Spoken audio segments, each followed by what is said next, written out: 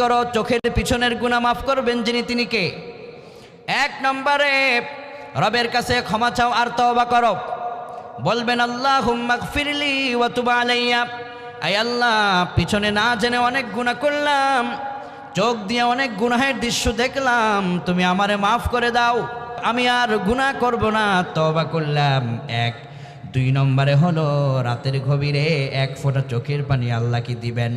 নবীজি বলেছেন, রজুলুন যাকারাল্লাহ খালিয়ান ফাফাদাত আইনা, যেই চক্ষু দিয়া পর্ন ভিডিওগুলো দেখেছ, ফিল্ম স্টার দেখেছ, ইউটিউবের ভিতরে বিভিন্ন সোশ্যালে বিভিন্ন গ্যালারিতে দেখেছ, যত গুনাহের দৃশ্য দেখেছ, এগুলোর কথা স্মরণ করে চোখ দিয়ে যখন এক ফোঁটা চোখের পানি তুমি ফেলে দিবে, নবীজি বলেছেন, রজুলুন যাকারাল্লাহ খালিয়ান ফাফাদাত আইনা, যেদিন তুমি মরে যাবে, আল্লাহ পাক হাসরের ময়দানে যখন দাঁড়িয়ে যাবে, আরশে আজিমের ছায়ার ভিতরে তোমাকে আল্লাহ জায়গার ব্যবস্থা করে দিবে। কোন সুবহানাল্লাহ।